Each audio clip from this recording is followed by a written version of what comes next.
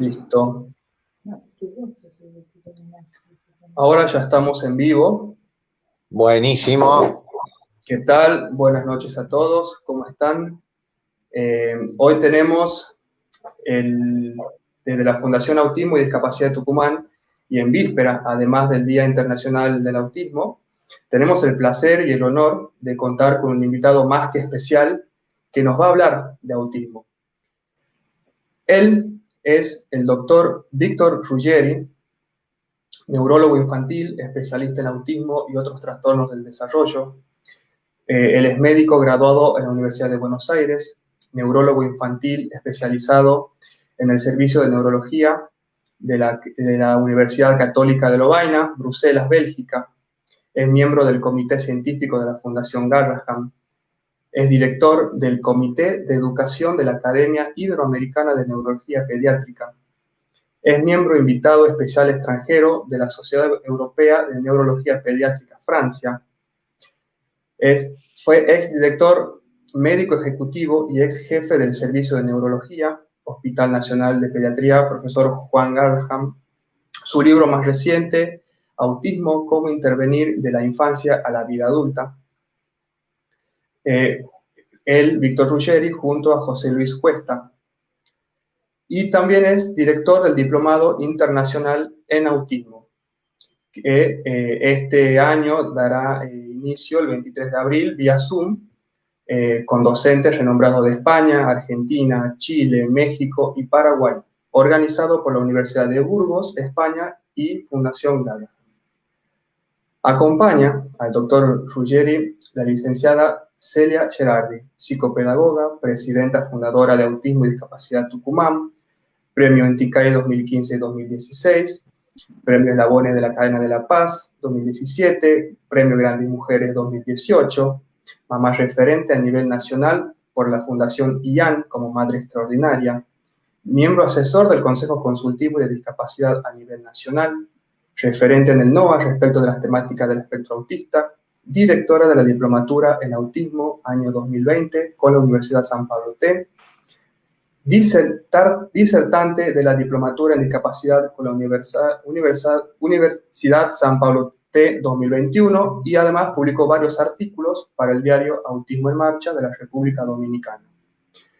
Como les repetía, hoy vamos a estar charlando de autismo desde la detección y la intervención temprana a la vida adulta. A todas las personas que se están sumando en este vivo les queremos decir muchas gracias de parte de nosotros tres. También recordarles que pueden hacer sus preguntas, dejar sus comentarios, que la idea es que esto sea una charla dinámica entre nosotros y ustedes, así que pueden dejar sus preguntas y las vamos a ir leyendo. Así que bueno, espero que lo disfruten y es todo de ustedes. Bueno, muchas gracias, Mauro. Bienvenido, doctor. Para nosotros un lujo realmente, para la Fundación tenerlo, bueno, a través de la virtualidad, pero acá en Tucumán, el poder disfrutar una vez más de sus conocimientos, realmente, bueno, agradecerle su enorme generosidad, que sin ni más ni menos dar un sí rotundo cuando se lo invitó, y bueno, y charlar un poquito mano a mano con usted, porque tenemos tanto por preguntar, tanto por aprender, que un poquito yo cuando formulaba las preguntas decía, bueno, me voy a poner en el lugar de mamá, porque seguramente hay muchas mamás, muchos papás, muchas abuelas, muchos tíos, que es la gente común, la gente que por ahí desconoce lo que es el autismo, no sabe cómo definirlo, gente que está asustada, gente que está justamente en proceso de diagnóstico. Y bueno, empecemos por algo que es básico, doctor. ¿Qué es el autismo? Bueno, antes de entrar en eso, quiero en primer lugar agradecer la convocatoria. Para mí es un honor estar con ustedes, conozco bien la Fundación y creo que todo tipo de actividad en periodos, sea durante el año, o sea en el mes del autismo, o en el pre-mes del autismo, cuando sea, lo que vale es esto, lo que vale es poder charlar, poder concientizar y poder formar gente y formar padres y familias. Muchas veces se confunde el concepto del día o de la jornada o de la semana del autismo como solamente un festejo. Obviamente que uno lo tiene que ver como un elemento de acompañamiento, como un elemento de encontrarse, como un elemento de reconocerse como igual o como distinto en distintas situaciones de padres, de familias o de personas. Pero lo que la gente necesita es formación, lo que la gente necesita es mucho acompañamiento, y ese acompañamiento se lo da el conocimiento. El empoderarse, uno se empodera con el conocimiento, no se empodera simplemente con acompañar en una sola jornada. Así que valoro esto y por eso dije que sí con mucho gusto y rápidamente, y usted lo sabe, y no hubo ninguna dificultad. Termino esto y tengo que hacer otra cosa para España, pero es así, porque uno tiene que estar a disposición. Si uno ha tenido la suerte de poder tener una formación, si ha tenido la suerte de hacer lo que le gusta, si ha tenido la suerte de trascender, bueno, entonces tiene que tener la obligación de dar. Y por eso le agradezco mucho que me dé este espacio y los felicito por toda la tarea que ustedes hacen también y les deseo que sigan trabajando intensamente. Así que esto era, no quería dejar de decirlo y reconozco muy bien a ustedes y a la Fundación y a Seria en todo lo que hace. Pasando al tema, no, por favor, pasando al tema de lo que es el autismo, obviamente que cuando uno habla de autismo, habla de una desviación del desarrollo, de un trastorno en el neurodesarrollo. Entonces, obviamente también que uno tiene que decir, bueno, la definición que es, y la definición es un trastorno en la integración y en la comunicación social con intereses restringidos, conducta estereotipada, asociado a trastornos sensoriales muchas veces. Perfecto. Ahora bien, uno tiene que entender que eso es una definición y lo que tiene que ver es qué es el autismo. El autismo es toda aquella persona que tiene dificultades para integrarse socialmente, para comunicarse adecuadamente, para comprender la situación social, para encajar muchas veces en esto. Y esto es muy importante tenerlo en cuenta, porque a veces uno equivoca porque un chico aletea y nada más, y dice debe tener autismo, y eso es una estereotipia, no es el autismo. La estereotipia puede tener las personas con desarrollo típico. Entonces, el núcleo del autismo es el problema. El núcleo del autismo es el trastorno en la integración social, el trastorno en la comunicación, las dificultades en la inserción social y los intereses restringidos, las dificultades para los cambios bruscos, el querer estar siempre en lo mismo. Entonces, esto sería lo que es el trastorno del espectro autista para algunos. Yo prefiero llamarlo directamente autismo. Está claro, o sea, les di la definición y les doy un poco el concepto de lo que es esa definición. Perfecto, porque muchos papás llegan con esa duda, y no solamente papás, sino maestros, docentes, que por ahí uno cuando charla con ellos, los docentes dicen, esto no nos dieron en nuestra formación académica, hay un gran vacío en esto, y tampoco nos están dando o brindándonos desde el Ministerio de Educación este tipo de capacitaciones. Tienen que salir a buscar entidades u organizaciones que se les brinden. El recibir un niño con condición de espectro autista en las aulas, yo siempre lo digo, es tener una papa hervida entre las manos. Es un chico que queda frisado en el fondo del aula. Pero volvamos un poquito más atrás. ¿Se nace con autismo, doctor?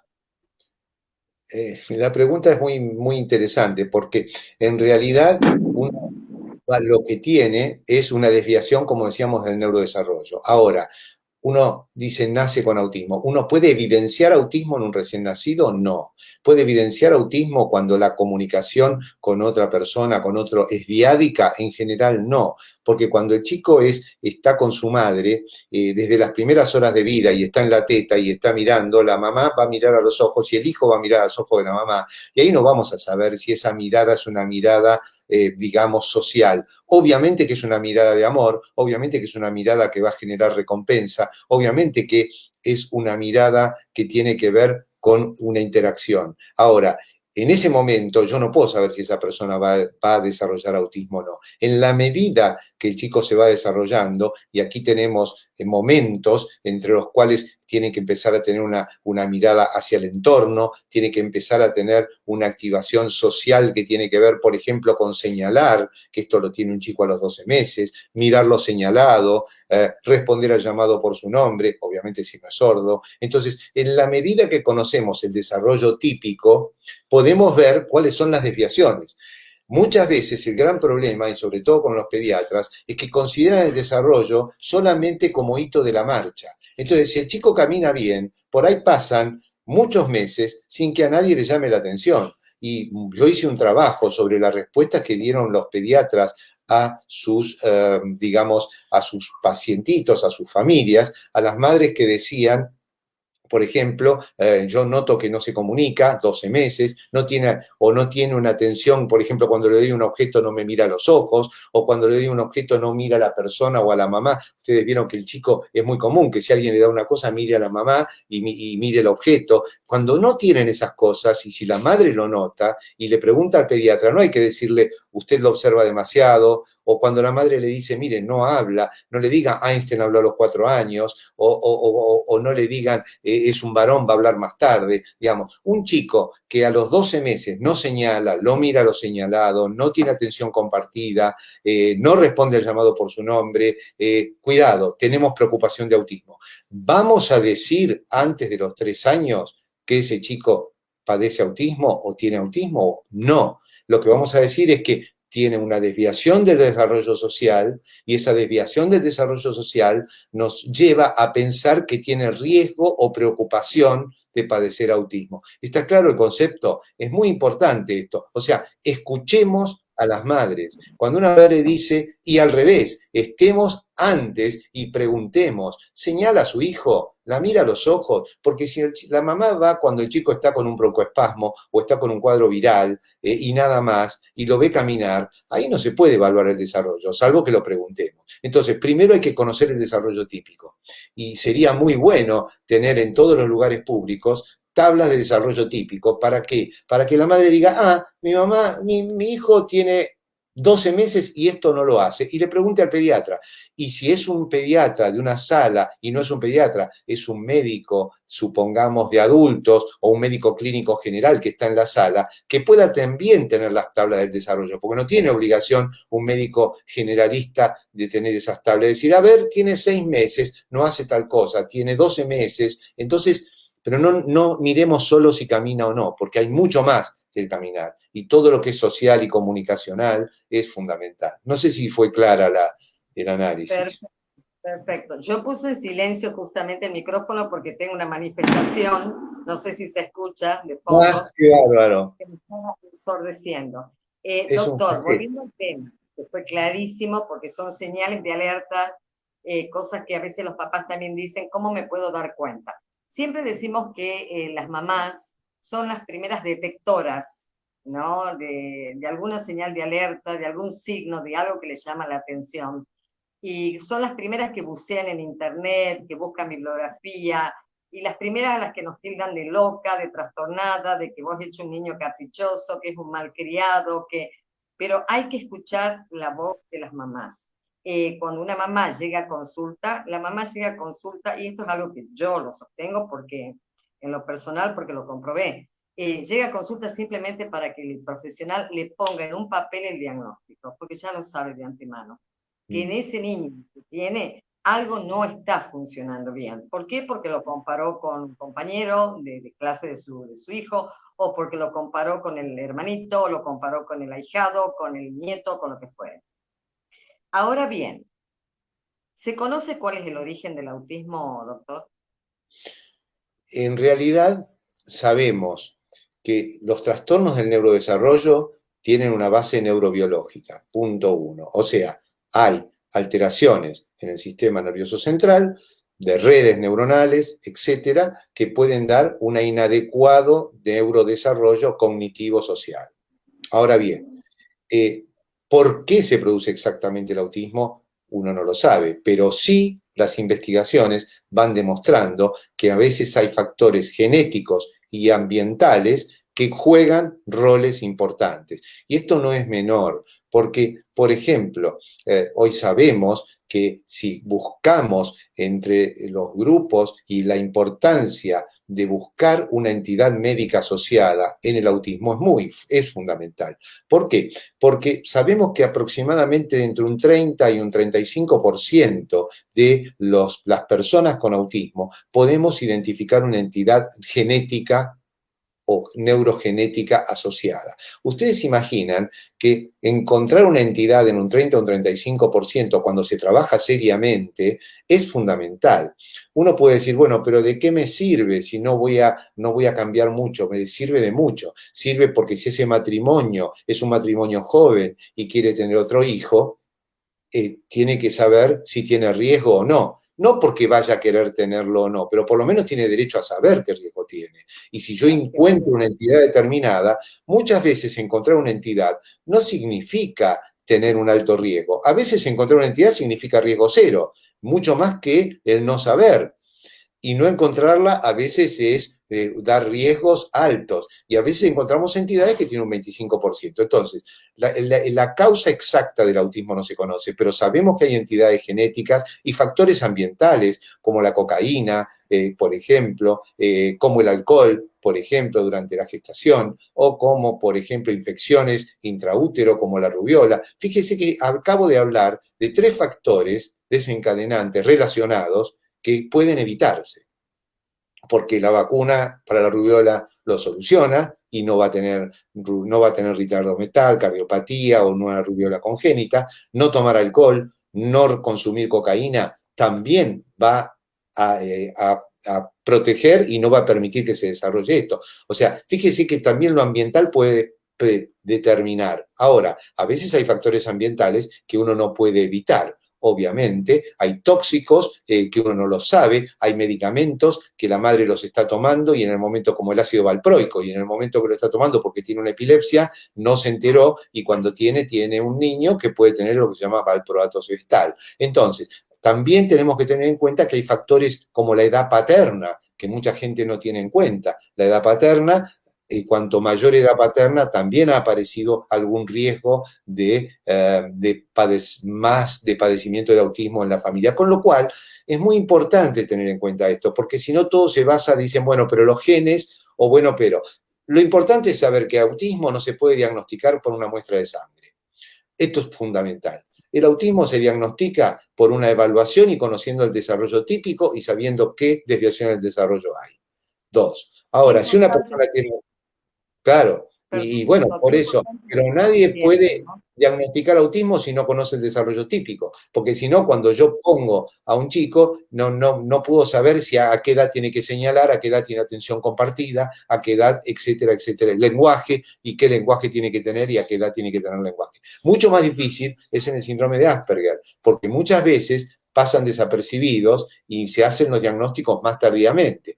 Esto no es por fracaso muchas veces de digamos, de los profesionales. A veces también son grandes simuladores las personas con síndrome de Asperger, sobre todo en las mujeres. Entonces, muchas veces aprenden a responder adecuadamente a una situación social y enmascaran su verdadera dificultad social. Pero bueno, eso es otro aspecto que podemos hablar en otro momento. Lo claro es que no hay un marcador de sangre que yo saque y los diagnósticos se hacen adecuadamente con técnicas estructuradas o semiestructuradas y estandarizadas para el reconocimiento, y muchas veces yo no necesito tener eso para diagnosticar autismo. Si yo veo a un niño con ciertas características cognitivas, sociales, conductuales, etcétera, yo sé si tiene autismo o no. Hay veces que es más difícil, pero en realidad después uno puede usar técnicas de evaluación específicas, pero nunca una sola técnica. Nunca decir voy a evaluar con A2 y ADR. No, porque ahí voy a detectar trastornos específicos para el autismo, pero el chico puede tener un trastorno del lenguaje y yo tengo que analizar el lenguaje. El chico hay que ver qué adaptación tiene, entonces evaluar aspectos adaptativos. Como usted ve, me fui por las ramas, salimos de si hay una causa del autismo y hay entidades asociadas y no hay dudas que es un trastorno neurobiológico. Los padres no tienen nada que ver, no es un problema personal. Está perfecto porque se adelantó una pregunta mía que muchos papás llegan también al consultorio con toda una batería de pruebas y de estudios biológicos, llámese tomografía computada, electroencefalograma, análisis de sangre, estudios del sueño, y con el diagnóstico trastornos generalizados del desarrollo. Bueno, yo quería... Sí, sí, Perdón. termináis, porque hay un par de preguntas en relación a eso. Sí, Y sí. muchas veces lo importante acá que hay que destacar que no hay ningún marcador biológico, como usted bien lo dijo, que puedas diagnosticar el autismo más allá de marcadores de tipo clínico, que es saber observar. Los que ya tenemos muchos años, y quién más que usted, a veces llega a su consultorio un paciente sin necesidad de aplicarle ninguna prueba, con la mera observación, ya se está o está presumiendo o está dando un diagnóstico presuntivo de que ese niño estaría dentro del espectro autista, hablando en potencial, ¿verdad? Lo que sí tendríamos que lograrlo a través de las pruebas certificadas, tipificadas, etcétera, como para que le dé un marco o un cuadro de mayor, yo siempre digo legalidad. ¿Por qué? Porque los papás lo necesitan para tramitar un CUD o para tramitar una pensión no contributiva o lo que fuere. Pero me parece genial este aspecto que usted tocó, porque también los papás gastan a veces un montón de dinero haciendo un montón de estudios que por ahí puede como que no puede dar resultado. Y lo único que con estos estudios se puede llegar a valorar, considero yo, desde mi humilde lugar, es los factores o las condiciones comórbidas, ¿no?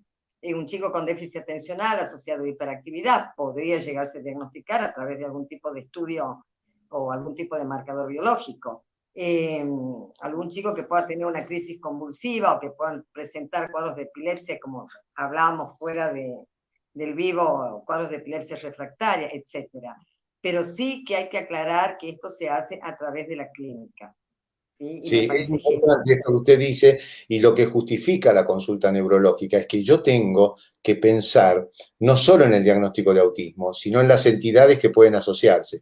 A ver, es importante ver en las caritas el fenotipo, a ver si puede tener una orientación genética, es importante ver si no hay una simetría en el cuerpo o cómo camina, porque a veces uno de rutina no hace una resonancia. Yo no le hago resonancia a un niño con autismo. Ahora, si en mi examen o en mi evaluación o en mi observación, en una filmación, en la marcha, o que tiene manchas en la piel, yo me puedo orientar a distintas cosas, a distintos aspectos. Espero ser claro, o sea, no es solamente diagnosticar autismo. El diagnóstico de autismo es el comienzo de, y justamente lo que se tarda muchas veces es en el comienzo, en diagnosticar autismo. Ahora, cuando se diagnostica hay que trabajar en forma interdisciplinaria, o sea, abordar, entender qué capacidad cognitiva tiene, qué capacidad social tiene, qué capacidad lingüística tiene, para trabajar en forma interdisciplinaria. Y yo como neurólogo, además de estar coordinando o ordenando o analizando esto, mi obligación es también pensar en cuál puede ser la entidad, porque si la ubico, puedo hablar de cómo puede evolucionar ese chico y puedo hablar de qué complicaciones puede tener también. O sea, no es solamente decir padece autismo. Es decir, padece autismo y a lo mejor tiene un síndrome genético que va a evolucionar de tal manera o que tiene muchas convulsiones, entonces voy a estar previniéndome. ¿Le voy a hacer un electro de rutina a un chico con autismo? No, porque no voy a detectar. Ahora, si el chico tuvo una convulsión, obviamente que le voy a hacer un electro. Si el chico tiene una regresión autista, un chico que viene completamente normal y pierde todas sus pautas a los 2 años, tengo un montón de estudios para hacer, pero muchas cosas.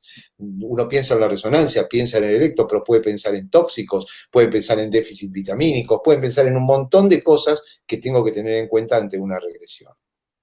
Perfecto. ¿A qué edad, doctor, usted aconsejaría a los papás, si ven o observan los primeros signos, realizar un diagnóstico de autismo? La idea es esta. Hasta los 3 años uno no habla de diagnóstico de autismo. Tampoco poner diagnóstico de autismo es poner una etiqueta. A veces se dice, bueno, pero por respeto no se dice autismo, la etiqueta. A ver, a cosas hay que darles su nombre. Lo terrible no es no dar el nombre, lo terrible es dar un nombre y no dar alternativas de abordaje, de acompañamiento, etc. Eso está mal. Ahora, ¿a qué edad? Antes de los 36 meses, antes de los 3 años, si un chico no tiene buen contacto visual, no tiene buena socialización, no tiene interés en jugar con otros chicos, no tiene juego simbólico, no señala, no mira lo señalado, varias de esas cosas o todas, o no tiene lenguaje y tiene conductas repetitivas, yo puedo decir, este chico tiene una desviación del desarrollo que me hace pensar en una preocupación de autismo, me hace pensar en una, digamos, en una, sí, en una preocupación de autismo. Estoy preocupado o riesgo de autismo. Y se lo digo a los padres y le digo, mire, esta desviación del desarrollo que tiene me hace pensar en que tu hijo está a riesgo de padecer autismo. ¿Le puedo poner el nombre de autismo? No, hasta los 3 años no, porque hay mucha inestabilidad en los síntomas y muchos chicos, si los empezamos a trabajar temprano, mejoran. De hecho, ya hay publicaciones que 10% de los chicos que consultan antes de los 3 años con signos de autismo y con poco lenguaje, bien trabajados, salen del espectro, cosa que antes no se consideraba. Entonces, ¿tengo que detectar temprano? Sí. Y si salen del espectro antes de los 30 meses, festejamos todos. Y a los 3 años no tendrá el diagnóstico. Ahora, yo no me voy a decir al padre, mire, como tiene 2 años no le puedo poner el diagnóstico de autismo, vamos a esperar hasta los 3. Entonces ahí nos convencemos y perdimos un año. No, un chico que tiene todos estos riesgos, tengo que trabajar y tengo que buscar la causa, como si lo tuviera. Pero le voy a decir, está a riesgo de, y si además no tiene lenguaje, no le voy a decir tiene un trastorno del lenguaje antes de los 3 años, le voy a decir tiene un retardo en el desarrollo del lenguaje. Si a los 3 años sigue con ambas cosas, hablaremos de trastorno autista, veremos el nivel, etcétera, etcétera. Bien, ahí viene otra pregunta a colación, porque yo, bueno, tengo este libro suyo, que me permite mostrarlo, porque cuando estuve en la Fundación Autismo Burgos, que me recibieron excelente, estuve capacitándome, conociendo todas las instalaciones, Bien. el centro terapéutico, después el área de, por supuesto, de adultos, terapia ocupacional para adultos, estuve con María Meriño. Ah, sí, sí, sí. Divina. Bueno, me obsequiaron este libro que para mí es el ABC del autismo. Y ahí usted hace mención en uno de los capítulos acerca de la atención temprana, que yo lo considero como estimulación temprana, porque desde que se detectan las primeras señales de alerta, supongamos al año, que es la mamá la que detecta algo, lo lleva al pediatra, un pediatra que trabaja mucho la parte del neurodesarrollo y conoce los periodos evolutivos de los chicos y cómo se va desarrollando. Hasta esos 3 años que usted habla, yo siempre lo defino como un periodo ventana. Tenemos que trabajar sobre ese periodo ventana, sin diagnóstico aún, pero bajo presunción de, mediante, ¿qué? Mediante la estimulación, estimulando aquellas áreas que están en déficit para que llegado el momento, dígame si estoy errada, por favor. No. Usted está diciendo algo que es muy importante. La intervención temprana, primero, el reconocimiento temprano permite intervención temprana. Y la intervención temprana permite mejor evolución. Yo le acabo de contar que un 10% de los chicos diagnosticados antes de los 3 años que tienen algo de lenguaje y que tienen riesgo de autismo salen del espectro. 10% no es poco, porque uno dice, pucha, este chico puede salir. 2, los tratamientos están estandarizados. Hoy ya sabemos que, por ejemplo, técnicas como el Early Start Denver Model, es una técnica que es una herramienta, es un protocolo de trabajo reconocido, desarrollado por Sally Rogers y Dawson, que son espectaculares y que se hace un tratamiento específico entre los 12 y los 48 meses. O sea, fíjense que ya está reconocido que a los 12 meses uno puede identificar cosas.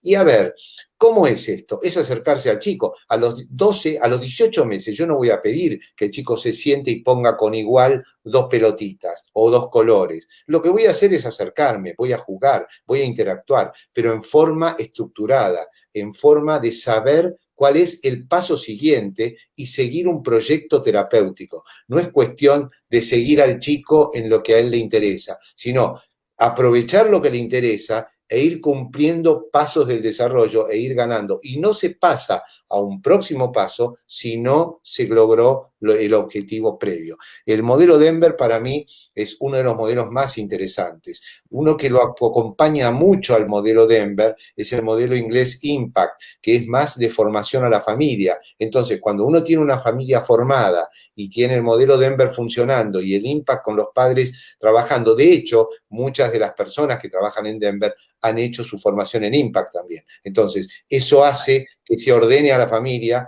¿Por qué? Porque un chico no puede trabajar solo con la terapeuta. El chico tiene que trabajar con la terapeuta y los padres tienen que estar viendo. Porque si no, lo que nos pasa es que esos padres no saben cómo estimular al chico y cómo generalizan estas familias, estos chicos en lo cotidiano. Es lo mismo que reciba una vez por semana fonoaudiología. Si después no estimula lo lingüístico en base a las pautas y a lo del desarrollo que hace la fonoaudióloga, pierde la semana.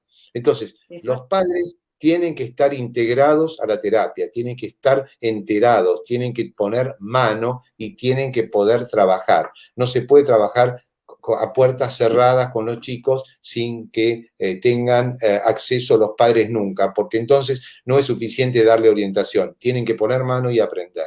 No sé si había alguna pregunta más por ahí. Sí, eso es fundamental, doctor, porque nosotros siempre hacemos mucho hincapié con las familias. La familia es el primer eslabón que conforma toda esta intervención inter y multidisciplinar, y sin la familia no hacemos nada. Usted bien lo dijo, una vez a la semana, 40 minutos, porque los tiempos en realidad son 40, 45 minutos la sesión, pero convengamos que en muchos casos los tiempos los estipula el propio niño. Si tenemos dentro del consultorio un niño con hiperactividad, no lo podemos sostener más de 15 o 20 minutos la atención en el juego o en la actividad que está desarrollando el terapeuta. Pero la familia, de alguna manera, involucrarse con el terapeuta por dos motivos. Uno, porque es el que le va a nutrir al terapeuta de toda la información.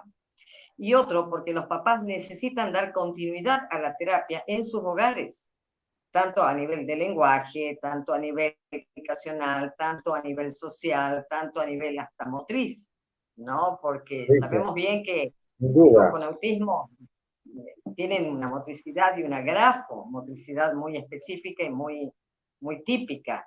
Y esto necesitamos del apoyo de los terapeutas, y los terapeutas necesitan mucho justamente de las familias.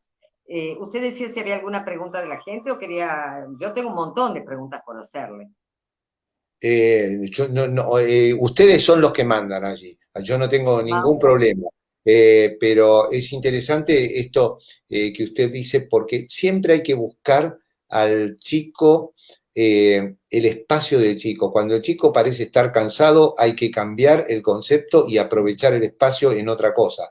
Hay que sacarlo del tema que lo está poniendo mal y buscar qué es lo que le gusta. Siempre los terapeutas son muy creativos en eso. Y una cosa, y muchos de los que son muy creativos, sin duda, son y me encanta eso, son las maestras jardineras. Yo les tengo mucho afecto porque tienen mucho sentido común y son las personas que trabajan muy bien con los chicos. Estoy hablando de maestras jardineras en chicos muy pequeños, ¿no es cierto? Porque conocen el desarrollo y conocen cómo estimular y conocen cómo llamar la atención de un chico, más allá de los profesionales que trabajan y que tienen que conocer. No sé cómo quieren seguir, con mucho gusto. Bien, Mauro. Sí, acá muchas de las, o al menos la mayoría de las preguntas que están haciendo, y que es un tema que tras bambalinas hemos estado tocando un poquito, y esto lo pregunta, por ejemplo, Vale Magani, María Emilia Hugo, preguntan si es recomendable la medicación, por un lado, y por otro lado, si los niños con trastornos de sueño es necesario medicar. Bien, vamos por un lado, la medicación. Gracias, Vale, por la pregunta, y no me acuerdo quién es la otra. Una es Vale y otra es... María Emilia. María Emilia. Bueno, medicación. A ver, no hay un medicamento que transforme o que cure el núcleo de la problemática del autismo. Y estoy hablando de medicamentos reconocidos médicamente de utilidad demostrada. O sea, si yo voy a poner un medicamento pensando que voy a hacer que ese niño hable mejor o que ese niño vaya a tener mejor cognición social, o que ese niño va a tener una mejor socialización simplemente porque le doy la medicación y lo abre mentalmente y lo abre socialmente. No, no hay un medicamento que cure el autismo. Lo que sí hay son medicamentos con los cuales uno puede trabajar para mejorar situaciones. Por ejemplo, si el niño tiene un trastorno por déficit de atención con hiperquinesia, uno puede pensar en un medicamento específico para eso, pero no para el autismo. Y recién lo podremos pensar a partir de los 6 años, porque los medicamentos que se usan para trastorno por déficit de atención, el desarrollo de los receptores recién se desarrollan a los 6 años. Entonces, si yo a los 4 años le doy un medicamento a un chico para un trastorno de atención, los que se usan habitualmente, el cerebro ni siquiera está preparado para recibirlo. Si el chico o el adolescente está deprimido, también voy a pensar en un medicamento, pero nunca voy a pensar en un medicamento si primero no charlo con la familia, con el equipo terapéutico, con los docentes y acordamos que el problema existe. Porque a veces uno dice, tiene trastornos de sueño, y el trastorno de sueño, por ejemplo, es que se pasa a la cama de mamá y papá, y cuando se pasó a la cama duerme plácidamente. Entonces, esto no es un trastorno de sueño, sino que es una modificación que lo que hay que hacer de la problemática del sueño. No sé si está claro esto. Y es muy importante tenerlo en cuenta, porque si no, uno termina pensando que el medicamento siempre hay que ponerlo. No. Supongamos, hay un chico que está muy disruptivo y a lo mejor hay que ver qué es lo que le genera la disrupción. Muchas veces uno dice, bueno, vamos a hacer la anticipación. Perfecto, es importante anticipar y los terapeutas tienen experiencia y hay que hacerlo. Pero también hay que dar pautas de cómo manejar el fenómeno cuando ya se desencadenó, porque si no los padres se la pasan anticipando, pero también tienen que saber cómo manejar una conducta disruptiva, porque el problema no es el chico disruptivo que tira algo a los 3 años, el problema es el chico de 16 años que a lo mejor tiene 100 kilos de peso y golpea a una persona. Entonces, ya de entrada uno empieza, pero no estamos pensando primero en medicamentos, primero tenemos que pensar en todas las alternativas. Cuando todas las alternativas fracasaron, hay que ayudar al chico y hay que ayudar a la familia. Y ahí tenemos que ponernos de acuerdo. Pero hay que hablar con los padres de los riesgos de los medicamentos y de los beneficios. Hay que controlar la evolución. No es decir, me parece que está un poquito mejor. No, hay que tener experiencia y hablar con el equipo y ver si está realmente mejor o parece estar un poco mejor. Piensen que un 20% de las personas que toman un placebo también mejoran. Le duele la cabeza o lo que fuere. Entonces, cuidado, porque eso también tiene que ver. O sea, es claro, medicamentos existen, pero no son lo que uno debe usar de entrada y rápidamente, los ponemos cuando son necesarios, cuando primero hemos analizado todo y hemos dicho, bueno, utilizamos todas las herramientas y necesitamos esto para poder seguir trabajando, porque a veces los chicos se trabaja muy bien, pero el chico está agresivo y disruptivo y uno tiene que bajarle un poco la ansiedad, un poco la agresividad y el equipo puede trabajar mejor. O sea, el objetivo del medicamento es poder mejorar la calidad de vida del chico, de la familia y de que los terapeutas puedan trabajar.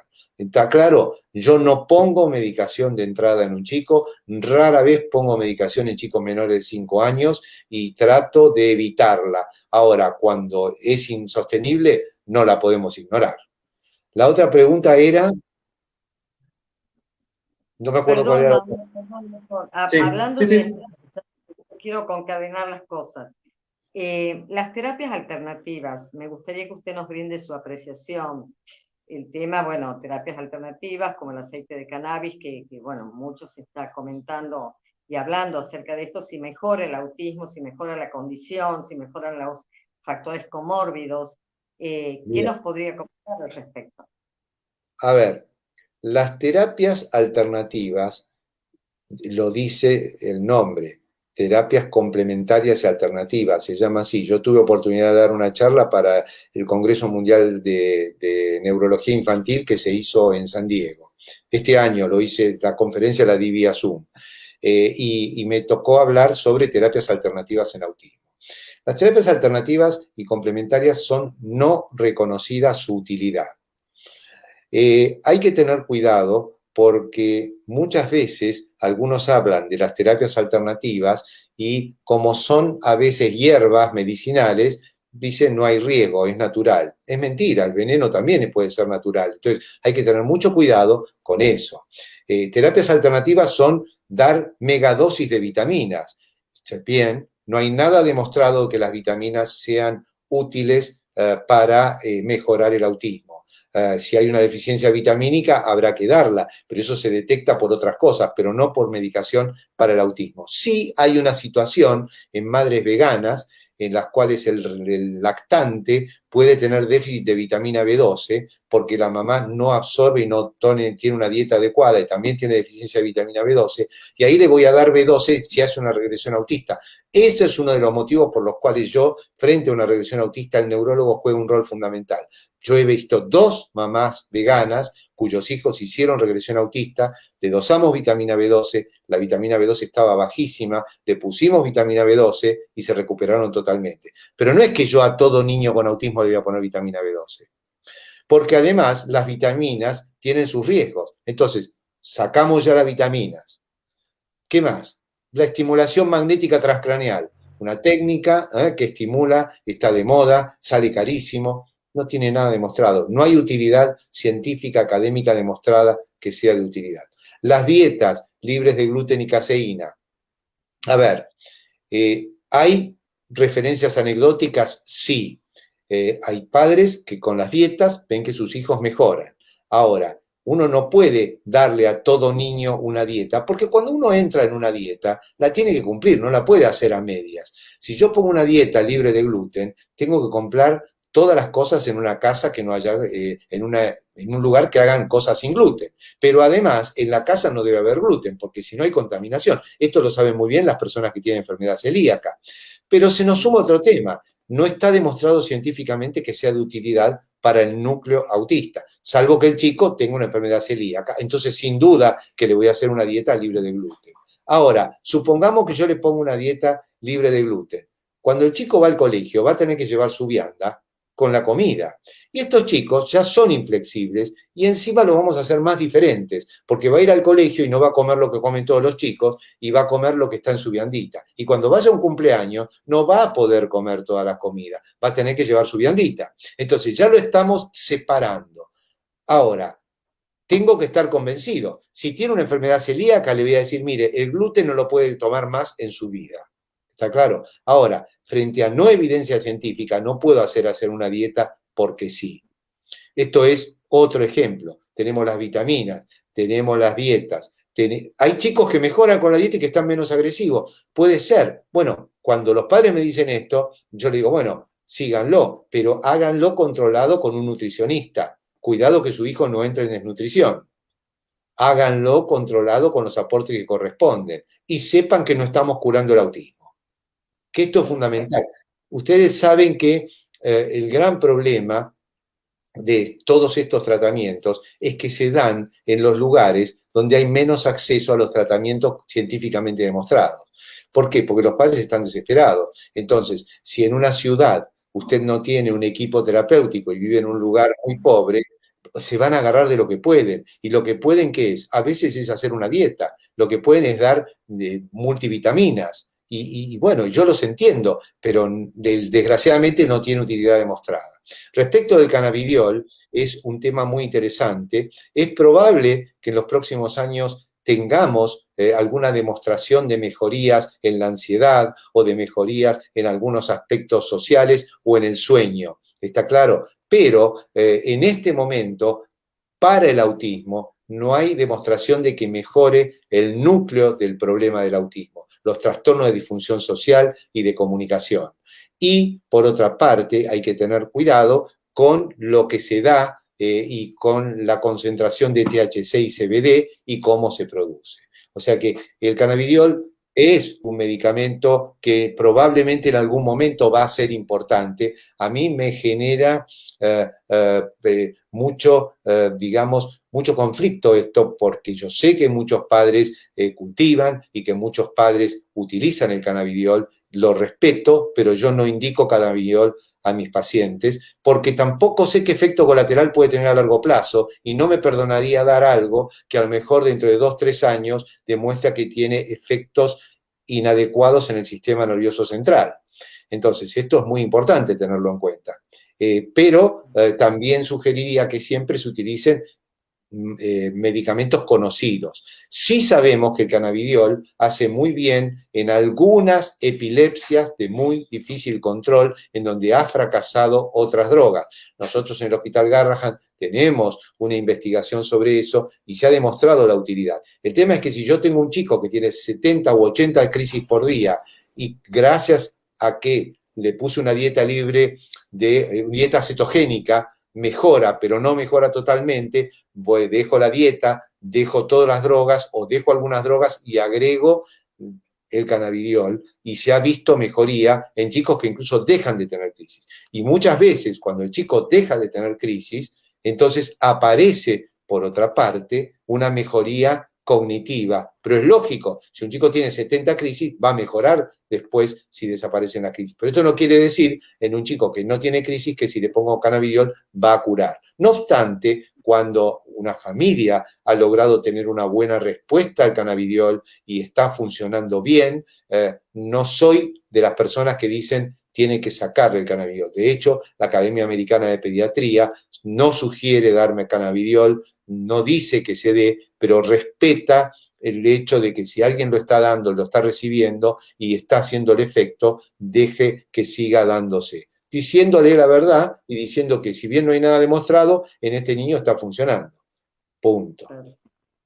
Me quedan dos preguntas a mí por hacerle. Y después le damos, no sé si hay tiempo, Mauro, lugar a la gente, al público. ¿Querés que, Mauro, lo hagamos primero con el público y me quedan las otras dos preguntas a mí al final? Como ustedes deseen. No sé qué prefieren. ¿Querés hacerlo? A mí me quedaba una de la del sueño. Sí, los niños con autismo tienen trastornos de sueño y los adultos también. Se sabe que hay trastornos de sueño, pero tenemos que evaluar nuevamente. Sabemos que un alto porcentaje de niños, que puede ser un 20% aproximadamente, pueden tener trastornos de sueño, incluso de adultos con autismo. Pero, a ver, en los niños, cuando yo voy a hablar de trastorno de sueño, primero tengo que ver en qué entorno está el chico para dormir. A veces, desgraciadamente, el chico vive en un ambiente en donde el televisor está prendido constantemente, están mirando televisión y el chico tiene que ir a dormir, o viven en dos ambientes y tiene un hermano adolescente que está en la computadora hasta las 3 de la mañana. Entonces, cuidado, cuando yo voy a hablar de trastorno de sueño, primero tengo que mirar y hacer una higiene de sueño y analizar realmente. ¿Y qué trastorno de sueño tiene? ¿Tiene despertares nocturnos o tiene una latencia prolongada y se duerme demasiado tarde? ¿Está claro el concepto? Entonces, estas son dos cosas totalmente distintas. Porque si yo tengo que trabajar con eso, primero tengo que tratar de organizar el sueño y organizar a la familia. Una vez organizado el sueño y organizada la familia y confirmado que hay un trastorno de sueño, entonces trabajaremos con el equipo en organizar las cosas y eventualmente a veces ponemos melatol, por ejemplo, melatonina para mejorar el sueño. No sé qué preguntas hay del público, porque no quiero dejar a la gente colgada de preguntas. Vamos. Bueno, hay un par de preguntas en relación, por ejemplo, Jessica Son preguntaba sobre cuál es la importancia de un diagnóstico diferencial y a la vez Gabriela Celarayan preguntaba ¿quién determina el diagnóstico? ¿Si un neurólogo, un psicopedagogo o un psicólogo? Bueno, a ver, vamos por la segunda. ¿Quién determina el diagnóstico? En realidad, un pediatra puede saber si un chico está a riesgo de autismo. Un pediatra que conozca desarrollo sabe también si el niño tiene autismo.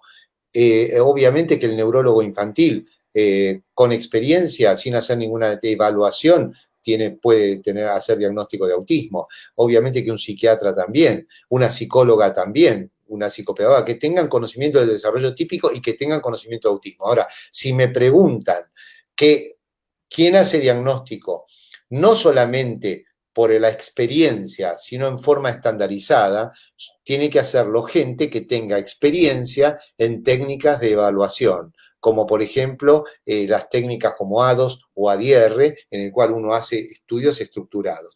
Originalmente se decía que son las psicólogas las que tienen que tomar el ADOS y el ADR. Hoy en día lo toman fonoaudiólogas, psicopedagogas, etc. Lo importante es que no es tan fácil hacer diagnóstico de autismo a través de la A2, y uno muchas veces observa que hay gente que se forma muy poco tiempo y al otro día está tomando A2. El A2 es difícil de tomar porque uno toma las preguntas grandes, pero tiene que mirar lo que dice chiquitito abajo, porque muchas veces con la pregunta grande uno se queda con que es autista y cuando mira para abajo dice, ah, no, pero mira, dice tal cosa, entonces no cumple y no puntúa, entonces puntúa menos. Y entonces siempre hay que tener mucho cuidado porque el no puntuar para autismo no quiere decir tampoco que no tenga dificultades sociales y que no haya que trabajar. Ahora, el diagnóstico adecuado tiene que ser con un estudio, con evaluaciones estandarizadas y tiene que ser con gente que esté formada en eso. Y lo ideal es que esté certificada en A2 y en ADR cuando quiere tomar. Y como dije, la evaluación tiene que ser más completa, cognitiva y conductual. ¿Está claro? Exacto. No sé, ¿había la otra pregunta cuál era? La otra pregunta, tengo un montón de preguntas, ¿no? Bueno, sí. Hay otra pregunta que es, siguiendo esa línea, ¿cuál es la importancia de un diagnóstico diferencial? Bueno, no, el diagnóstico diferencial, hay dos tipos de diagnósticos diferenciales. Uno es si un niño o un adulto o un adolescente tiene autismo y otro es si no, cuál es la etiología o la entidad. Si el diagnóstico diferencial, obviamente que es importante, porque a lo mejor muchas veces uno dice tiene autismo porque tiene trastorno del lenguaje y aleteo, y no es autismo a lo mejor, es un trastorno específico del lenguaje, que muchas veces compromete lo social, pero el núcleo del problema no es el social. El núcleo del problema es lingüístico. Entonces, sin duda que es importante, porque también el futuro es distinto y el abordaje es distinto. Y si bien hay dificultades sociales, yo voy a trabajar en lo social, voy a tener que trabajar desde el punto de vista neurolingüístico en el lenguaje, y voy a tener que acompañarlo en la comunicación, y voy a tener que darle alternativas de comunicación, que no es lo mismo que terapias alternativas. Por ejemplo, el PECS, los sistemas PECS para las personas con autismo que además no tienen lenguaje oral. Así que eso es, y desde lo médico, obviamente, como decía antes, buscar la causa, porque si yo encuentro la causa, como les decía antes, si un chico hace una regresión autista, la madre es vegana, tiene una deficiencia de vitamina B12, le pongo vitamina y se normaliza. Entonces es muy importante. Y así como esto hay muchas entidades, yo tengo un artículo sobre regresión autista que es gratuito, lo pueden buscar en internet, en la revista, no me acuerdo si en la revista Neurología Española o en la revista Medicina, es gratuito, entran, ponen regresión autista Víctor Ruggeri y le va a aparecer el artículo y lo pueden bajar gratuitamente porque es un artículo de interés científico y académico, entonces se da libre en esta revista. Y ahí pueden ver lo que es regresión autista, por ejemplo, ¿no es cierto? Perfecto. ¿Qué otra? Bueno, otra pregunta de Elhal Jesse es, ¿a qué edad el niño con autismo está preparado para conocer su diagnóstico? Bueno, depende. Esto depende del nivel de autismo y del grado de autismo. Bien, sí. No, sí. O sea, esa es una pregunta y otra también relacionada. Perdón, Mauro, quería comentarle algo al doctor. Además del grado de autismo y de la edad del paciente, también depende mucho, creo yo, de la idiosincrasia o de la mirada que se tiene frente a la discapacidad o frente al término autismo en la familia. Porque si esto está visto como el cuco, ¿no? Hablando en uso básico, el tema del autismo, y bueno, es como que la persona que presenta esta condición va a rechazar su propia condición. Entonces las cosas hay que decirlas por su nombre, hay que naturalizarlo. No hablo de normalizarlo porque, bueno, yo siempre les digo a los chicos que para mí normalizar algo es como mantenernos en una estructura rígida, pero sí naturalizar. El autismo no es ni contagioso, ni nadie se lo pesca por andar con otro chico con autismo, ni mucho menos. Es una manera de procesar el mundo de otra forma. Pero hay muchos pacientes que rechazan este diagnóstico, ¿no? Y se rehúsan a aceptar su condición porque conlleva la idea de la discapacidad. Bien, yo creo que ahí hay varios aspectos. En primer lugar, con respecto a la pregunta de cuándo decirle o cuándo no decirle, o cuándo hablarlo o cuándo no hablarlo. Cuando una persona con autismo es no verbal y tiene discapacidad intelectual, es probable que nunca esté capacitada para recibir ese diagnóstico. Y vamos a dárselo en la medida que podemos, lo vamos a acompañar, lo vamos a ayudar, le vamos a dar herramientas y vamos a intentar de incluirlo lo mejor posible en la sociedad. Hoy en día yo tengo una visión muy positiva respecto de las personas con síndrome de Asperger. Las personas con síndrome de Asperger quieren saber lo que tienen y muchas veces se sienten muy bien cuando dicen, ahora entiendo por qué yo me sentía distinto o por qué yo me tenía que esforzar de reírme cuando no entendía el chiste, o por qué tenía que poner cara de alegría cuando todos ponían cara de alegría, o por qué me tenía que comportar de tal manera socialmente. Esa gente está ávida de tener el diagnóstico y tenemos obligación de hablar de esto. Cuando uno habla de diagnóstico, hablo de algo muy, muy médico, pero es así, es decir, bueno, mire, para mí tiene síndrome de Asperger, podemos ayudarlo y como decíamos antes, no queremos cambiar el color de ojos, lo que queremos es ayudarlo a entender lo que le pasa y ayudarlo y acompañarlo para que la sociedad también lo entienda, porque también la sociedad tiene que hacer sus cambios para que pueda funcionar. Bien, clarísimo. ¿Otra pregunta, Mauro? Bien, eso, bueno, justamente era la otra pregunta que acompañaba, que era de Nati Ale, que decía cómo se puede diagnosticar el Asperger en la edad adulta. Bueno, en realidad muchas veces, el Asperger se puede diagnosticar a los 6 años, se puede diagnosticar a los 9, se puede diagnosticar a los 12. Hoy en día, si uno sigue el manual de diagnóstico estadístico del DSM-5, no existe más el síndrome de Asperger como, digamos, como entidad definida, pero nosotros, y yo lo sigo utilizando porque es bastante distintivo y comprensivo, e incluso las personas con Asperger se sienten identificadas con ellos.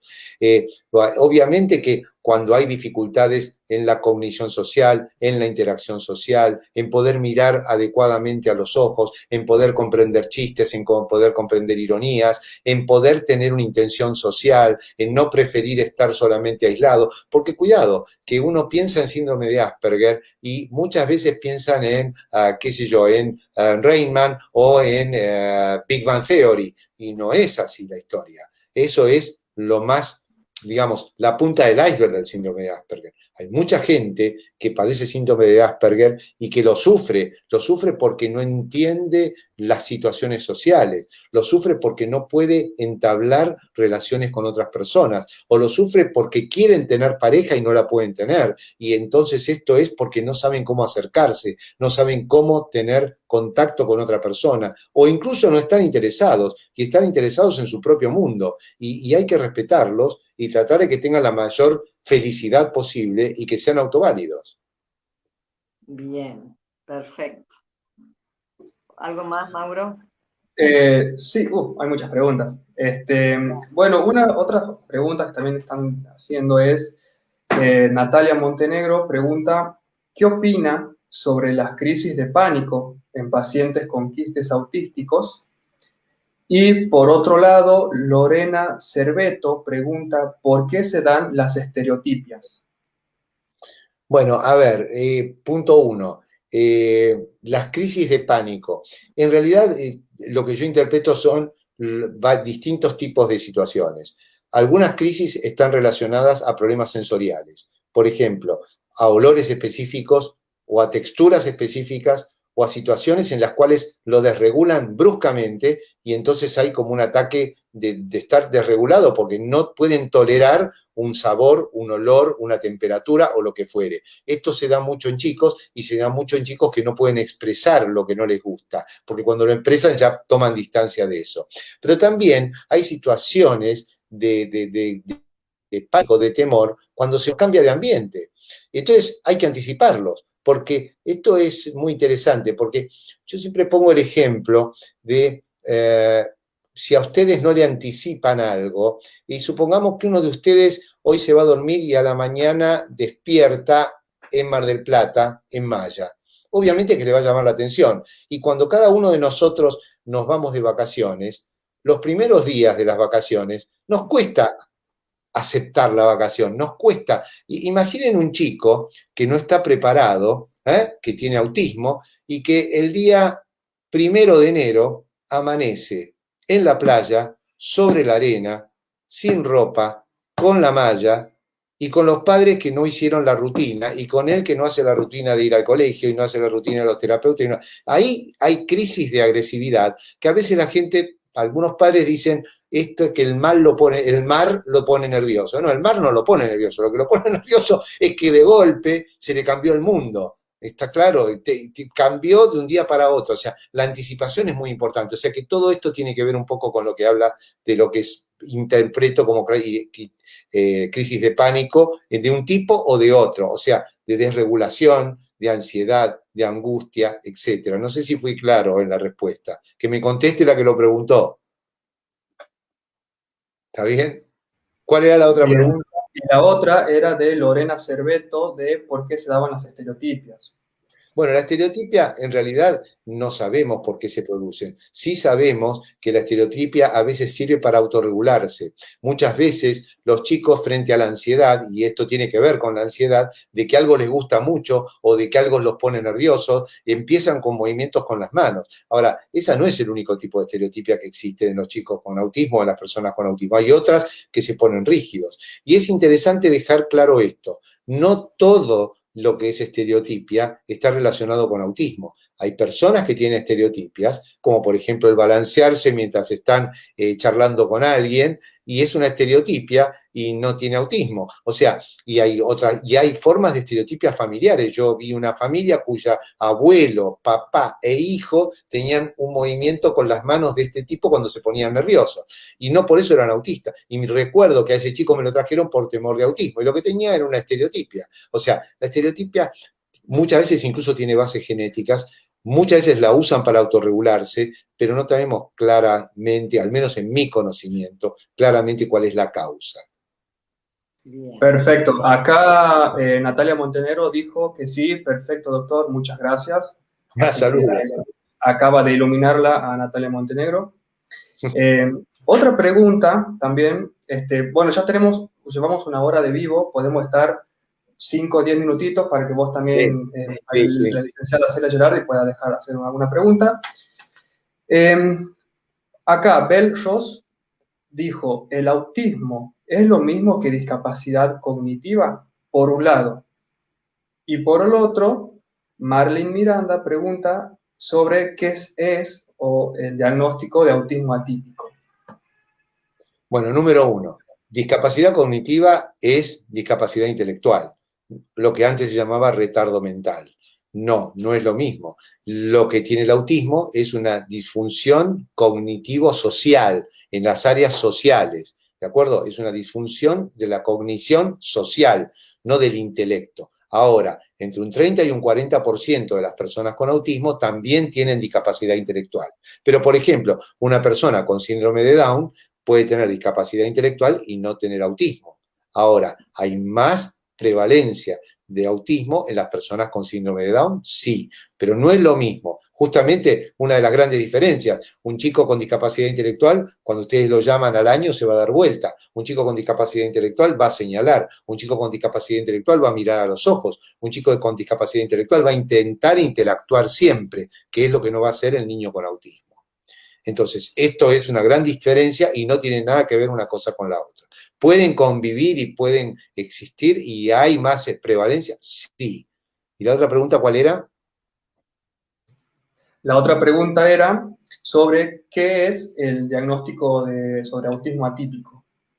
No uso nunca ese término. Yo creo que no es un término que está ni en el DSM-5 ni en el CIE-10, pero tampoco lo uso como autismo atípico. Si yo a un chico considero que tiene autismo, le digo tiene autismo. Y si considero que tiene un autismo leve, que a veces se dice como autismo atípico, digo tiene un autismo leve o de nivel 1 si quiero usar el DSM-5. Punto. Pero esto dependerá del grado de necesidades de apoyo que tenga cada uno de esos chicos. Perfecto, doctor Ruggeri, muy claro. Bueno, vamos a dejar el espacio para que la licenciada Celia Gerardi, si tiene alguna preguntita, la puede realizar. Gracias, Mauro. Gracias, Doc. Muy clarito hasta acá. En cuanto al autismo atípico, en el DSM-4 estaba definido como los trastornos del desarrollo no especificados. la antigua revisión, ¿no? Del 2013, que es el tipo de autismo donde es el más difícil quizás de diagnosticar, porque está como en un nivel muy, en el límite, ¿no? Pero bueno, es un amplio tema como para debatirlo. Sí, sí, yo creo que no hay que usarlo más. Yo creo que no hay que usarlo más. Pero bueno, yo quería hablar un poquito, hacer un paneo acerca de, primero, ¿cuál es la prevalencia que hoy tenemos en autismo? Tanto a nivel país, ¿no?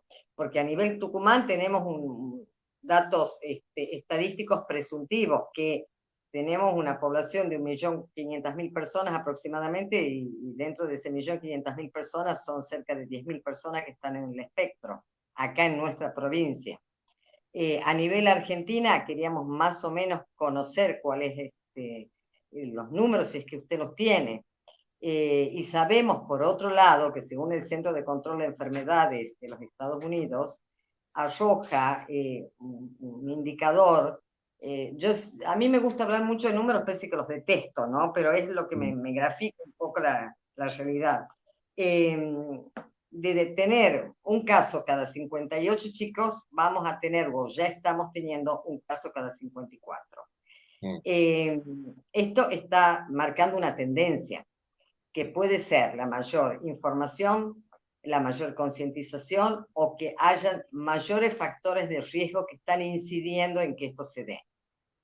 Entonces, retomo. Primera pregunta, ¿usted tiene más o menos un número a nivel país de cuántas personas están dentro del espectro? Y segundo, ¿a qué se debe este incremento en este último tiempo? Bien, para la primera no tengo respuesta porque hasta a mi conocimiento no hay un trabajo a nivel nacional respecto de prevalencia de autismo en la población. Así que ahí no tengo preguntas. Lo que uno puede hacer es extrapolar y decir, bueno, si en Estados Unidos hablan de 1 en 54, bueno, agarramos el número, lo relacionamos con Argentina y nos va a dar un porcentaje. Pero no es que haya un trabajo, a mi conocimiento, hasta el momento, de tipo estadístico para hablar de esto. En segundo lugar, yo creo que 1 en 54 es un número muy alto. Es probable, y yo le creo más a los europeos que hablan de 1 en 100 aproximadamente, y yo creo que de cualquier manera 1 en 100 es altísimo, con lo cual no es que estoy devaluando el 1 en 54. Y lo interesante es que ¿a qué se debe? Yo creo que de cualquier manera ha habido un aumento de la prevalencia y es importante tenerlo en cuenta y es alarmante. Y este aumento de la prevalencia creo que tiene que ver con muchos aspectos. Un aspecto es que tenemos más conciencia para el diagnóstico. Ustedes piensen que ahí hubo una pregunta interesante, que era lo que pasaba en los años 70. En los años 70 todo era discapacidad intelectual. Nadie pensaba en el autismo. Entonces, si ustedes tomaban en ese momento una prevalencia, le iba a dar bajísima, porque era el momento en que no se daba mucha bolilla a lo que habían dicho Kanner y Asperger. Entonces no se entendía demasiado. Después, ustedes pueden tener en otros años, en los 80, empezaron mucho con el autismo, pero había mucho trastorno por déficit de atención en Estados Unidos y había mucho trastorno del lenguaje. Entonces tampoco se prestaba atención al autismo. Entonces es muy probable que un punto sea la concientización y mayor cantidad de diagnósticos. Tema 1. Tema 2. Probablemente haya factores genéticos y ambientales. Hay una cosa que yo comenté antes, que era la edad paterna. Pensemos que ha aumentado la edad paterna. Suecia, incluso en algún momento, o no recuerdo si Suecia o Dinamarca, no quiero equivocarme en el trabajo, proponían que bajara la edad paterna o que iban a tener que cambiar algunos aspectos de lo que tenía que ver con la organización de salud para la atención, porque veían que había un mayor crecimiento de trastornos del neurodesarrollo, y entre ellos el autismo. El tercer punto es que, por otra parte, y este es un artículo de esta semana, un artículo israelí muy interesante, que hicieron a psiquiatras, neurólogos infantiles y pediatras, y encontraron que aparentemente es más fácil poner autismo en Israel para que tengan la cobertura terapéutica adecuada, y ustedes extrapólenlo a la Argentina y es exactamente lo mismo. Si yo le pongo a un chico trastorno del lenguaje o trastorno por déficit de atención, pero sobre todo trastorno del lenguaje, va a ser menos reconocido su tratamiento que si le pongo trastorno autista. Y esto lo vieron en Israel y piden que por favor no hagan sobrediagnóstico, porque eso sobredemanda los servicios de salud. Pero por otra parte, y de atención, pero por otra parte, yo creo que es muy importante, así como tenemos esto, ir para el otro lado y decir, cuidado, tenemos que poner a funcionar servicios adecuados para cubrir todos los espectros. No puede ser que yo tenga que poner autismo para que haga un tratamiento de dislexia, o que tenga que poner autismo para que haga un tratamiento de trastorno del lenguaje. Así que hay varios factores, sin duda que creo que ha aumentado la prevalencia, sin duda que creo que es importante tenerlo en cuenta, sin duda que creo que hay factores que pueden ser ambientales o epigenéticos, como llamamos nosotros los neurólogos y genetistas, y sin duda que hay que tenerlo en cuenta y que probablemente también tengamos más conciencia de diagnóstico. Bien. Doctor, me quedan muchísimas preguntas, pero hay una en particular, porque en visita a una escuela para dar una charla sobre autismo, donde estuve con directivas y supervisoras docentes, terminaba de dar la charla y se retiró una supervisora bastante angustiada, llorando, y me dijo, gracias a Dios, me vino a dar claridad en todo esto.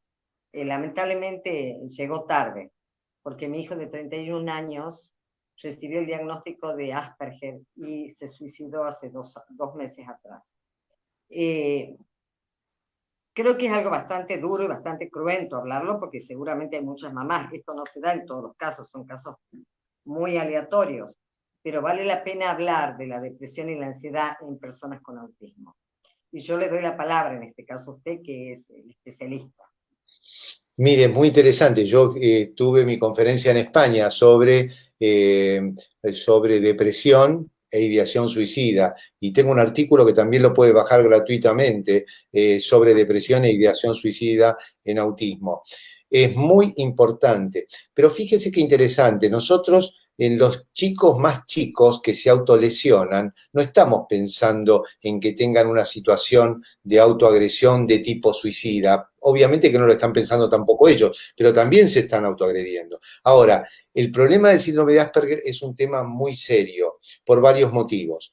Punto uno, y de esto voy a dar una conferencia en México, dentro de 2 días, creo que pasado mañana, tengo grabado una conferencia sobre hostigamiento en un congreso internacional de autismo que hay, hostigamiento. El hostigamiento es un tema muy serio que se presenta en la infancia, se presenta en la adolescencia y se presenta en la vida adulta.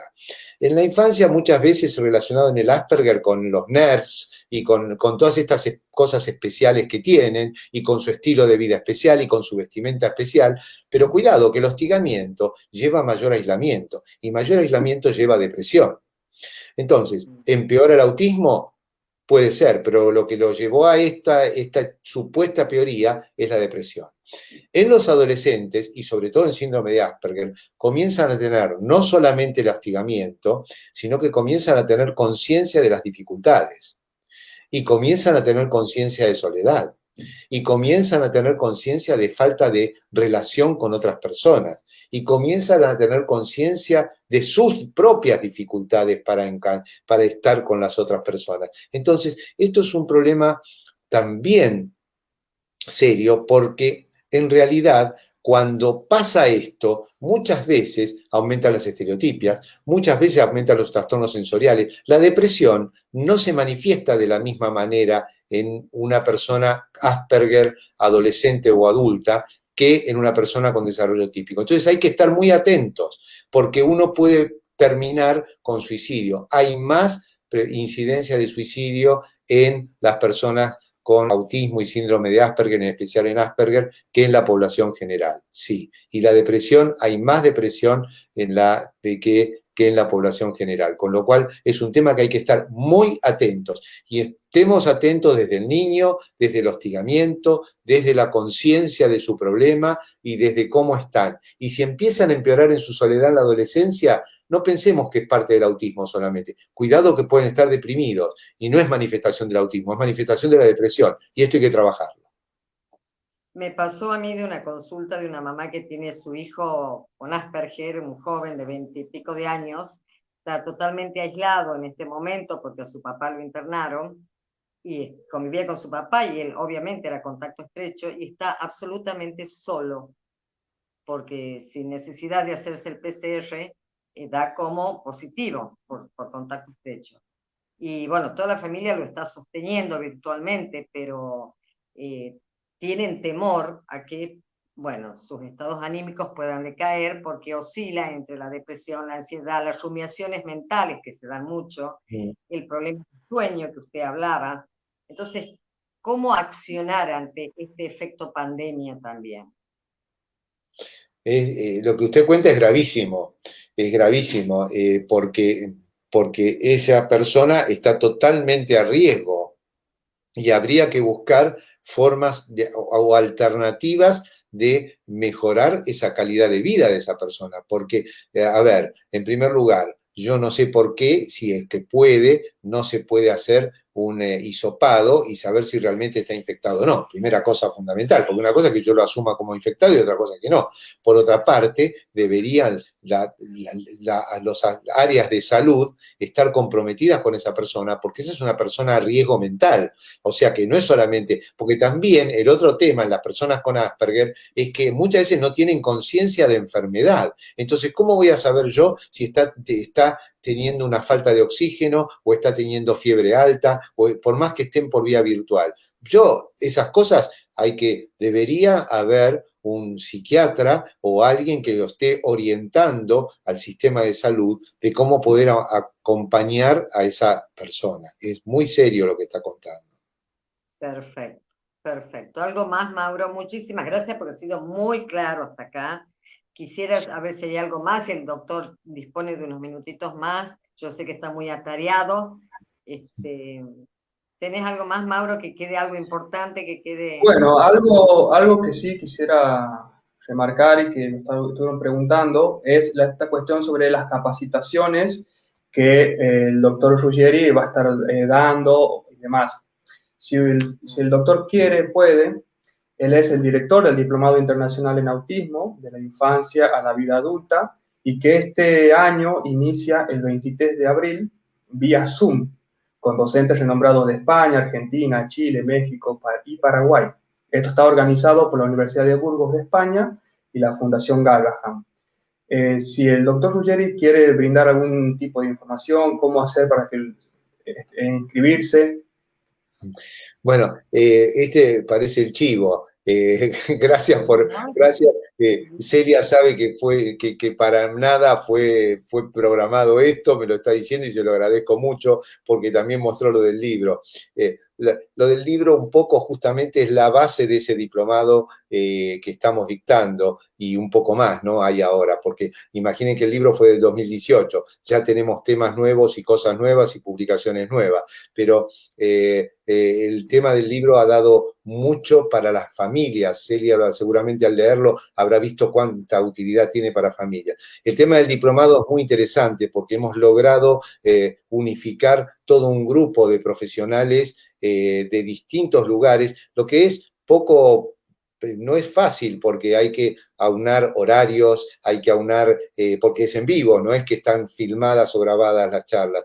Y es un diplomado muy interesante porque abarca el diagnóstico, abarca la detección temprana, abarca la intervención temprana, abarca la inclusión, abarca lo laboral, abarca el conocer la opinión de una persona con autismo no verbal, por ejemplo, que no se piensa en eso. ¿Cómo sabemos qué le pasa? Y esto también lo abarca lo laboral, como les decía, y también tenemos lo sensorial, y también trabajamos sobre centros terapéuticos que muestran cómo se trabaja en primer nivel, escuelas especiales, cómo se trabaja en primer nivel, rotación virtual por un aula virtual, etc.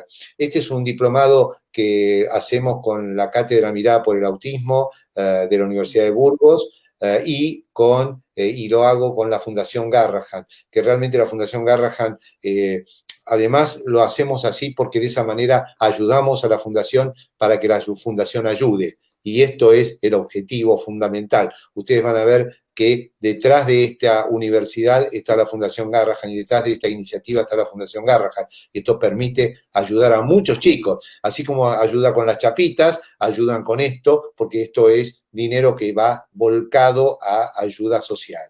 El diplomado, para quienes tengan interés, me pueden escribir a mi Facebook o pueden escribir a ustedes directamente, porque va a serles más fácil porque están en contacto y me mandan el mail a mí o me mandan a mi mail. Mi mail es muy fácil, ustedes ven mi nombre ahí, Víctor Ruggieri, lo juntan todo, repiten la R, victorruggieri@gmail.com y me escriben y yo los voy a contactar con la fundación. O si entran en mi Facebook, van a ver toda la propaganda y les puedo mandar el link del diplomado en mi Facebook también. Si esto se termina, antes de terminar, quisiera dejar una o dos reflexiones que me parecen importantes. En primer lugar, quiero jerarquizar el rol de todos los profesionales de la salud que estuvieron trabajando y están trabajando en forma virtual y en forma presencial a lo largo de este año y pico de cuarentena. Hay mucha gente que se ha enfermado, hay gente que ha fallecido, desde médicos a terapeutas, a docentes, y nosotros tenemos que tener en cuenta eso. Y creo que estos espacios es no solamente rendirle homenaje, sino que se tome conciencia, porque muchas veces no se toma conciencia de la importancia de los equipos, de los terapeutas, etcétera, y no se toma conciencia de que hoy vale más a lo mejor un jugador de fútbol, sin duda que vale más un jugador de fútbol que una opinión de un terapeuta que pasó años estudiando e invirtiendo en su propia formación. Y quiero jerarquizar esto y jerarquizar también a las familias que han pasado un año terrible, porque mucha gente dice, bueno, pero tenemos vía Zoom, pero hay gente que no tiene internet, hay gente que no tiene celular, hay gente que a gatas puede pagar el teléfono o puede pagar la luz o puede comer. Entonces, tenemos que pensar en esa gente, tenemos que hacer un nuevo paradigma de abordaje terapéutico. Nuestro abordaje terapéutico no puede estar solamente significado en 40 horas por semana, integradora, etcétera. Tenemos que pensar en los que menos tienen para poder trabajar. Y esto es un objetivo que tengo y en el que estoy trabajando con proyectos para llegar justamente a los que menos tienen, para poder acompañarlos. Porque por más que el Estado quiera, muchas veces no alcanza. Y esto no alcanza ni siquiera en los países desarrollados. No es aquí solamente que estoy hablando de esto. Así que les deseo unas felices Pascuas a todos. Ha sido un placer estar con ustedes. Espero haber sido claro en esta charla. Espero haber sido de utilidad para todos y agradezco mucho a Celia, agradezco a Mauro el afecto que han puesto y la empatía para que yo pueda explayarme, y agradezco a todos los que han escuchado y también les deseo unas muy felices Pascuas. Bien, doctor, una pequeña reflexión de mi parte. Realmente con usted es un continuo aprendizaje. Son 32 años que tengo de profesión como psicopedagoga y es inacabable esto de aprender y cada vez que lo escucho, lo veo o lo leo, uno siempre toma algo de lo suyo porque uno se sigue nutriendo. El autismo es mi pasión, como es la suya, como es la de muchos, como la que yo trato de contagiar a la gente de la fundación, a los profesionales. Y este 2 de abril tenemos que ser conscientes de que no estamos celebrando nada. Ninguna familia celebra tener un niño con autismo. Estamos conmemorando y estamos tomando conciencia de lo que es el autismo para generar una sociedad mucho más inclusiva, ¿sí? Donde no se sufran hostigamientos donde no se sufran o no hayan personas con esta condición que sufran ansiedad, que sufran depresión, que tengan estrés, que sean incluidos y se sientan parte de. Así que yo le agradezco en nombre de toda la fundación, en nombre de la gente que nos sigue, que era de España, México. ¿De dónde era, Mauro, que nos estaban siguiendo? De todas partes. Mira, España, creo que tengo notado. España, México, Tucumán, Córdoba, Colombia, Buenos Aires, La Rioja, Chile, Brasil, Santiago del Estero, Jujuy, Salta, Neuquén. Y también hay muchas personas que se fueron sumando de otras provincias, de otros lugares. Bien. Entonces, en nombre de todos los que participaron, agradecerle su generosidad y su grandeza, porque dicen que la humildad es un don que solamente lo tienen los grandes. Así que muchas gracias por este vivo. Seguramente en algún momento lo vamos a estar molestando nuevamente, porque no. Pero no, la próxima vez yo voy a estar comiendo empanadas en Tucumán, entonces ahí con gusto voy a estar con ustedes. Prometo hacérsela yo. Es buenísimo. Le agradezco mucho, ha sido un gusto y bueno, chau a todos y felices Pascuas, que vayan muy bien. Un placer, doctor. Muchas gracias. Chao, hasta luego. Gracias a todos los que se conectaron.